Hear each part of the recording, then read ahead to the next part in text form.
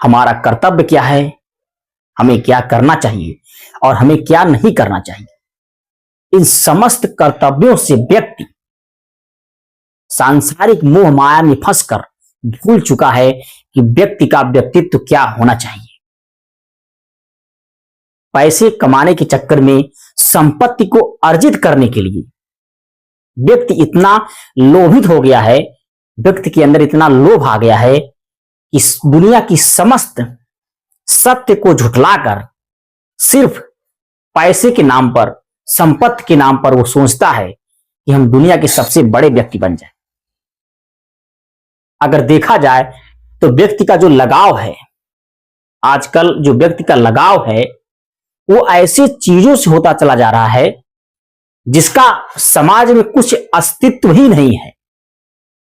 अब हम घर में बैठकर अपनी माता के साथ, अपने पिता के साथ, अपने बड़े भाई के साथ, बहन के साथ, अपने पुत्रों के साथ बैठकर क्या देखते हैं? अश्लील चीजें, हंसाने वाली चीजें, कॉमेडी, जिसका समाज में कोई अस्तित्व ही नहीं है। ऐसे ऐसे बच्चों का हम वीडियो देखते हैं जिसका समाज में कोई अस्तित्व नहीं है, बल्कि हमारे घरों में हमारे दिमागों को अलग करने का प्रयास किया जा रहा है। और नतीजा ऐसा हो रहा है कि परिवार बहुत जल्दी अलग हो जा रहा है। ये सब एक खेल है जिसमें हम फंस चुके हैं, हमारा परिवार फंस चुका है, हमारी मां बहनें, बेटियां, बहन, भाई सब लोग फंस चुके हैं। उस दलदल से निकलना इतना आसान नहीं है जितना आप समझते हैं। अपने कर्तव्यों को याद करते हुए अपने परिवार में थोड़ा समय दीजिए। जो भी बुजुर्ग हैं, जो भी माता पिता हैं, अपने बच्चों के साथ आप कुछ समय बिताइए, व्यतीत करिए और उन पर नजर रखिए कि जो उनकी दृष्टि है, जो उनका लक्ष्य है, कहीं वो लक्ष्य से तो भटक तो नहीं रहे हैं। ये कर्तव्य सिर्फ और सिर्फ माता पिता का है। ये माता पिता का दायित्व है कि बच्चों पर कड़ी नजर रखें कि हमारा बच्चा किस रास्ते पर चल रहा है। क्या हम जिस प्रयोजन से अपने बच्चे को उच्च शिक्षा दे रहे हैं, क्या वो शिक्षा उसके लिए गुणकारी है, लाभकारी है या नहीं? ये सिर्फ माता पिता का कर्तव्य है, बड़े भाई का कर्तव्य है, बड़ी बहन का कर्तव्य है कि आप देखें आपसे जो छोटे हैं किस रास्ते पर चल रहे हैं। आज का जो जमाना है, जो रास्ता बच्चे तय कर रहे हैं उस पर बड़ी कठिनाइयां हैं। ऐसे माहौल में ढले चले जा रहे हैं आपके बच्चे, आपके छोटे लोग। जिस चरित्र का निर्माण वो करने जा रहे हैं उसका समाज में कोई योगदान नहीं है। उसका असर सीधे आपके संबंधों पर पड़ता है। आपके पारिवारिक संबंध खराब होते हैं, भाई बहन का रिश्ता खराब होता है, माता पिता का रिश्ता खराब होता है और अंत में क्या होता है कि वही आपका पुत्र, आपका लाडला पुत्र आपका परवरिश करने से हट जाता है। एक समय ऐसा आता है कि आपको स्वयं वो जवाब देता है कि मैं आप लोगों की सेवा नहीं कर सकता। इसका सिर्फ और सिर्फ श्रेय आप पर ही जाएगा, क्योंकि आपने अपने बच्चों को इतनी छूट दी कि दुनिया का जो संबंध है, दुनिया में जो हमें एक चरित्र निर्माण करना चाहिए, उससे वो विफल हो जाते हैं। जब तक आप अपने बच्चों पर लगाम नहीं लगाएंगे तब तक आप अपने बच्चों के चरित्र में, अपने बच्चों के व्यक्तित्व में बदलाव नहीं कर पाएंगे और यही आगे चलकर आपके परिवार के लिए, आपके बच्चों के लिए और समाज के लिए हितकारी सिद्ध नहीं होता है। जैसे आप अपने बच्चों को पढ़ाते हैं, उसकी एक लिमिट है। आपने इतना फीस दे दिया, आपने इतनी पुस्तक खरीद ली, तो आप ये भी नजर रखिए कि बच्चे कितना ग्रहण करते हैं। आपके खर्च किए गए रुपयों का कितना प्रतिशत उन्होंने अपनी विद्वता में, अपनी बुद्धि में अपने चरित्र में, अपने व्यक्तित्व में कितना बदलाव किए। जब तक आप स्वयं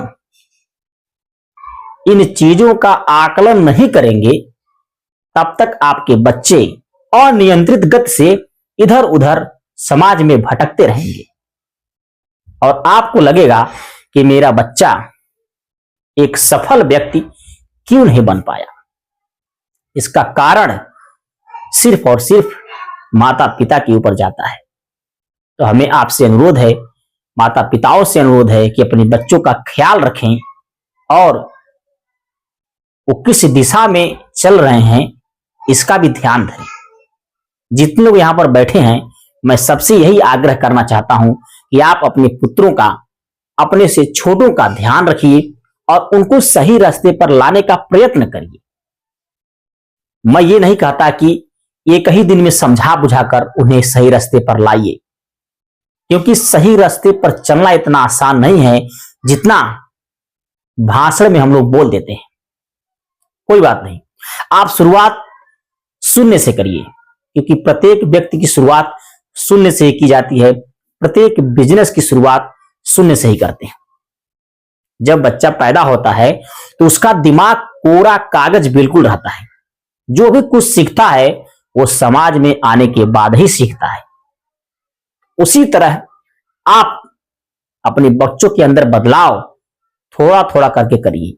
उसको अध्यायों में बांट लीजिए, कई स्टेप में उसको बांट लीजिए और उसको फॉलो करके आप अपने बच्चे का चरित्र, आप अपने बच्चे का व्यक्तित्व बदल सकते हैं।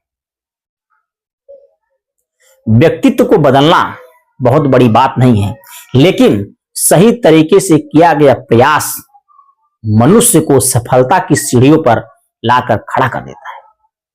कहा जाता है, जब आपके अंदर साहस, जब आपके अंदर कार्य करने की क्षमता भरपूर रूप से भरी होगी तो आप एक दिन स्वयं सफल जरूर होंगे। लेकिन यह भी कहा गया है, अगर आपके अंदर बहुत सारे गुण हैं, बहुत सारा ज्ञान है, लेकिन अगर उचित स्थान आपको न मिले तो सारे गुण, सारे ज्ञान धरे के धरे रह जाते हैं।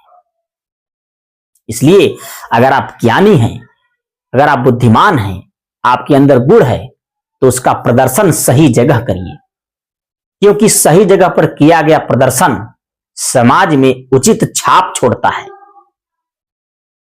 क्योंकि मुहावरा कहा गया कि भैंस के आगे बीन बजाए। इसी तरह आपकी शिक्षा का भी उपयोग है। आप अपने शिक्षा का उपयोग सही समाज में करेंगे तो बुरा समाज उसे देखकर स्वयं सही हो जाएगा। तो रोशनी को वहां जलाइए जहां पर उसका कार्य हो। अगर आप शहर में आकर एक छोटा दीपक जलाएंगे तो बड़े बड़े लाइटों के सामने वो फीका पड़ जाएगा। कोशिश करिए अपने ज्ञान को उस जगह पर रखिए जहां पर उसकी आवश्यकता हो। कहा जाता है, जब व्यक्ति को भूख लगता है तभी वो अन्न को ग्रहण करता है, तभी वो भोजन को ग्रहण करता है। इसी तरह शिक्षा भी है। शिक्षा के उपयोग, शिक्षा आप वहां खर्च करिए, वहां बताइए जो लोग इसके भूखे हों। उसके बाद धीरे धीरे उन लोगों को अंदर भी शिक्षा स्वयं आ जाएगी जो इस समाज के लिए विकास कार्यों में अवरोध का कार्य करते हैं। कहा जाता है कि व्यक्ति जब न समझे तो उसको समय पर छोड़ दीजिए, समय उसको समझा देता है। जब व्यक्ति को समय समझाता है तो समझ लीजिए व्यक्ति उसी दिन से सफलता के रास्ते पर चल लेता है। लेकिन अगर हमारी बातों से किसी व्यक्ति के अंदर बदलाव आ जाता है तो हम समझ लेंगे हमारे इस कार्यक्रम को शुरू करने का उद्देश्य पूरा हुआ। हमारे कार्य करने का उद्देश्य यही है कि समस्त परिवार मिलजुल कर एक सही परिवार का निर्माण करें, एक सही राष्ट्र का निर्माण करें, एक सही समाज का निर्माण करें और सबका संबंध बरकरार रहे।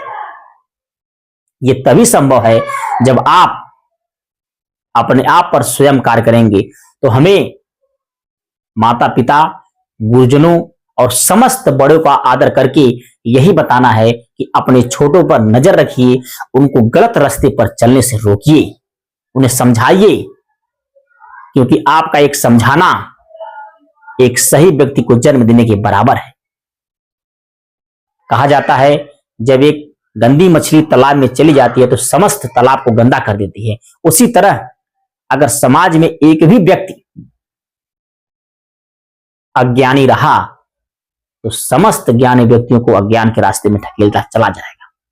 कोशिश करिए सभी व्यक्ति के अंदर सद्बुद्धि आए, इसके लिए प्रयास और प्रयत्न दोनों करिए।